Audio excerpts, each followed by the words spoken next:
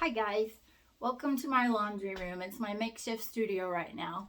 I was thinking about what to do for our first painting together, and I thought beginning at the beginning might be the best way to do it. So I'm going to focus today on how I start a painting, and I've chosen a subject that is pretty simple. It's 2 brown eggs and just on a black table. So I felt like that would be a good way to point out the 5 tone values that I use to make a realistic painting. I've heard some people say there are actually 12 or 16 tone values. I'm not sure, but I think keeping it to 5 helps my brain organize it more simply, and hopefully will help you see those spots. And then as you progress in your painting journey, you will see all those little nuances that surround those 5 basic spots. So I have a simple setup here, and let's stop and take a look and see how we've got things set up. We'll get started. Okay, so this is my painting space and how I have it set up. I've got one light on my subject on the black table, and then one light kind of where I'm working. If you can, you want to try to have those lights be similar, meaning same strength and same color temperature, because you wouldn't want the light on your subject to be warm and then the light on your canvas and your palette to be cold. So the colors I'm working with today are titanium white, cadmium yellow deep. Let me point as I go. So obviously the white, cadmium yellow deep, yellow ochre, terra rosa, cobalt blue, transparent oxide brown, alizarin crimson, and transparent oxide red. I don't actually use black with my palette. I find I prefer to mix my blacks, and they have more variety and more warmth in them. And the brushes I'm using today are a variety of brushes. I think if you're just starting out and you want to grab some brushes to work with, I think these are really nice. Just brown nylon brushes, just a nice variety pack. You've got flats and rounds, a nice variety of sizes. I think that's a great way to get started. The brushes I have today are just a cheap chip brush. It's just my dry blending brush. This one I will keep dry at all costs, because if I dip it in the turp, it is over. It slurps up a whole bunch of turp and then it lays it down where you don't want it, so it's very unmanageable for me when it's wet. So I keep that guy dry. And then I work my way down. I have a large flat brush. I tend to prefer the flat brushes. And then a medium and a small flat brush. And then I have 2 round brushes. One for, drawing larger things, one for drawing or shading smaller things. The last tool I have is a palette knife, and I use this a lot for mixing colors on my palette. Again, these are just what works for me. Everyone's different. You might find brushes you love, but this is my basic brush set. And I have my paints handy in a basket, and the paints I'm using I throw down on the floor beside the basket so that when I need to grab something, I'm not digging around, because you can see there's quite a few tubes. And then paper towels. I use the paper towels as much as I do the brushes, I would think. So, and a little alcohol to clean off the palette if I need to. So a friend of mine put this table by the road. Thank you, Kristen. And I thought it would be a very handy size to use for small still lifes. And as I set the eggs on the table, I could see there was a slight reflection in the table, and I thought, ooh, that is yummy. So I'm glad I picked this table up. I was going to repaint it, but now I'm not sure that I'm going to. But as you can see, the eggs look a little lost on the table, so we're just going to compose our painting with just a part of the table with the eggs. I wanted to say that I have a cup of tea with me. And I think it's important to make painting an event if you can. If you can set aside some time to paint, make a cup of tea, get a cup of coffee, make it a pleasant experience, because then painting's work and it's fun, but it's work. But if you can surround yourself with little habits that make it more of an event or a pleasurable time, it'll encourage your desire to get out there and paint and spend a little time just doing something for you. Also, my laundry room used to be worse than it is now. It's actually I like it a lot now. It used to just be like an orange chipboard, just stuff stacked everywhere. So I spent time over the last year priming and painting and decluttering, and now it's a space I like to be in. So I think that's important too. If you can make your painting space a pleasant space to be in, you'll be more likely to go do it. Okay, so when I start a painting, I like to just get my basic where it is. I don't start drawing meticulously, because if I start drawing meticulously, I will have a really nice, hopefully, subject, but it'll be too far this way or too far that way. So we just want to loosely sketch it in so we can find where we want it. A painting is just, I heard a really smart person say once, I think it was Helen Van Wyck who said it, who I love, whose book, Welcome to My Studio, had a big influence on me.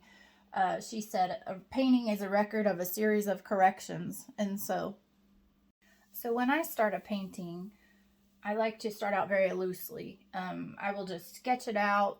I will use a piece of paper towel to wet the entire canvas with Terp first. That way, when I have to erase, and I always have to do a lot of erasing, it will come off the canvas more easily. I have found that paint applied to a dry canvas sticks and stains, and then it's hard to modify your drawing. With this one, since I have a light behind back there for my subject, I can see a little shadow here. Maybe you can't see. Let's see. There's just, see where you can see the frame of the canvas, the wooden part, and you can't see it as well as I can. You can when I do this, but when I set my canvas down on the easel, I'm still seeing a shadow of that, and I don't want that to interfere with my painting. So I'm going to put a piece of mail behind that and just block that bit of light. So I'm going to go ahead and tie this guy down, and we'll zoom in a little bit better so you can see. So I just use an old coffee can. You can see there's a lot of mileage on this one, and use some odorless thinner. And we shall set our brushes aside and start sketching this guy in. So I'm going to dip my rag in the Terp, and I just want to wet the whole canvas.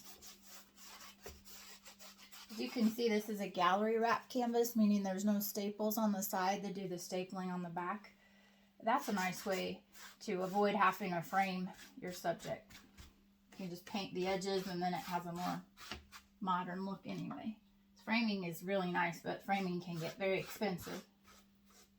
And when I'm done with a painting, if I don't care for it, I just wipe it all down with Terp. This is my eraser that I will be using the rest of the day. So I got a little bit of lint, so let's brush that off with our blender brush. Okay. So to start with, I like to sketch with a color that is not very strong. Like this Terra Rosa, it's one of my favorite colors, but it stains terribly. So I like to use yellow ochre. So I just use my palette knife to pull out a nice flat space.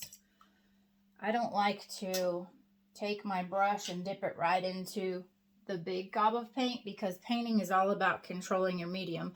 And if you stick your brush into the big gob, then you've got way too much paint on your brush, and it's going to go places you don't want it to. So I took my larger round brush that I want to do my drawing with, and I dipped it into the Terp to get it loose. What we're looking for here is the inky consistency. So I've taken my brush with the Terp into this flat paint. And see how we can't really see through it? I'd like it a touch more inky than that, so I'm going to add a touch more Terp. Alright, so I'll lay this guy down.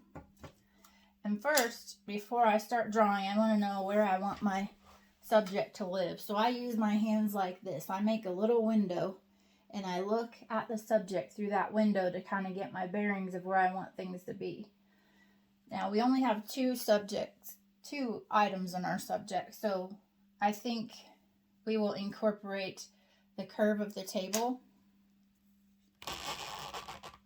in maybe the curve of that table, the front edge, and we'll see how that goes. You know, like Helen said, it's a record of a series of corrections, so let's just see how we can start. But the important thing is that we start. Don't let that blank canvas scare you. So let me look again at my subject. Okay, I think I about know where I want it. So this egg is kind of looking right at me. One thing you want to keep in mind as you're drawing is you want to think about the edges of your canvas in terms of, I would never want to draw my egg right here close to the edge. Because if it just touched the edge, that's what's called a tangent. And your viewer would be like, it's just a confusing place. And unfortunately, the worst thing that we do in our painting is the first thing people see. So this egg is looking right at me here. And then I'm thinking in terms of where their bottoms are. So this one's bottom is here. And I hold the edge of my pencil on the bottom of this guy when I'm holding it out and looking, and it helps me to see that the bottom of the other one's about here. We'll talk more about that in another video. But let's see. I think we like him. Well, maybe over here. This is our thinking place. We're just arranging things. And since there's only 2 subjects, I think it's smart to add a little more interest by letting the curve of the table show. So we'll let this curve show, and then I think we'll let this one show too. It just helps balance, because these 2, we like our paintings to look balanced, and with these 2 kind of off to the side, I think it helps to have something over here to balance that. All right, so, and then I like to think about where the cast shadows are falling. As you can see, the light is from here, and the cast shadows will be falling away from the light. So I like to sketch those in as well.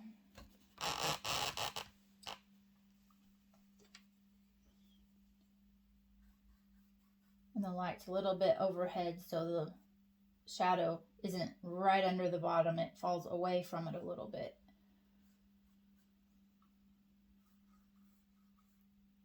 And this one, the cast shadow doesn't quite fall behind his friend here.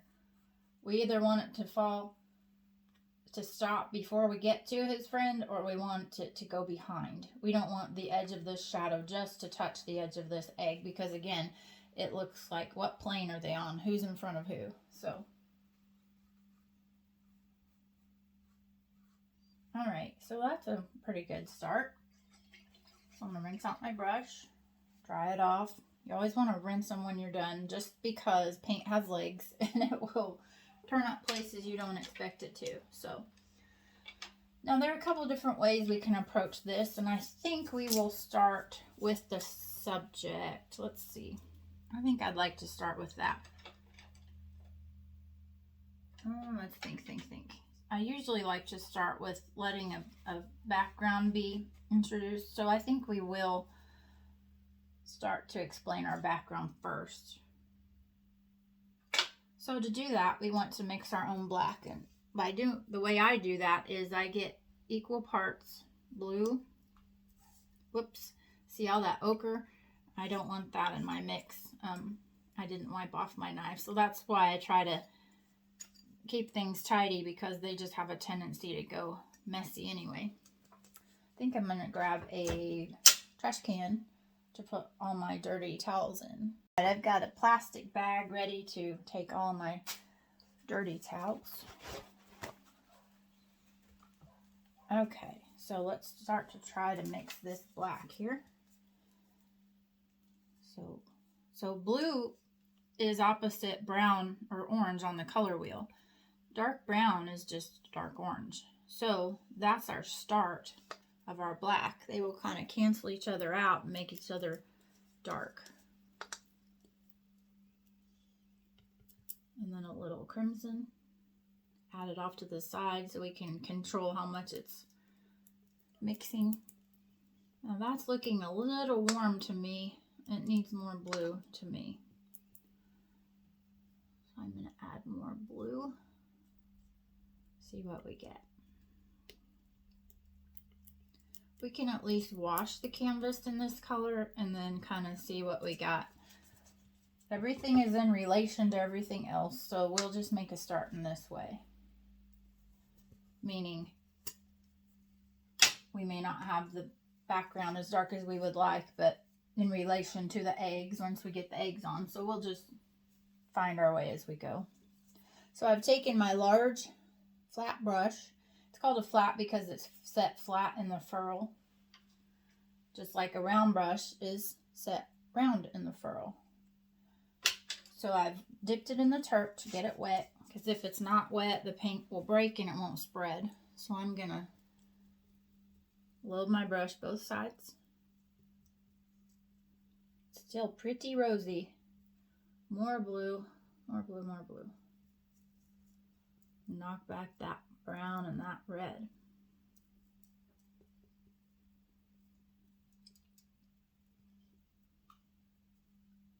Yeah, we really want the blue to shine through, because we also use not only complementary color, not only mixing our colors, but also in pushing our viewer's eye where we want it, which is our subject. And the eggs are in the orange family, so we'd like our black to lean a little more toward the blue family, because orange is blue's complement, and we can use that trick to help force the eye toward where we want them to look. So, all right, this looks pretty nice and dark. So I'm going to just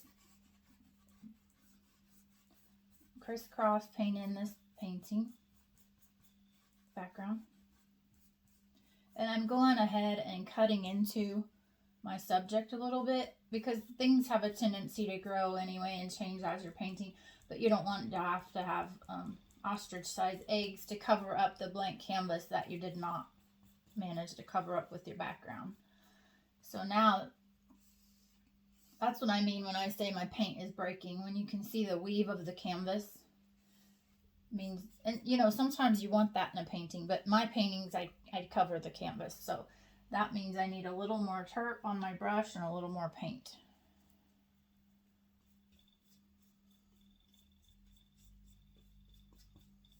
And I think crisscross strokes add a lot of visual interest. You can have a tendency to want to paint everything sideways, and that can be really nice, but I think it's best if it's an intentional thing. Otherwise, I think mixture of brush strokes is very nice, especially when you're learning and you're not really ready to do things intentionally. You're just trying to get it on the canvas.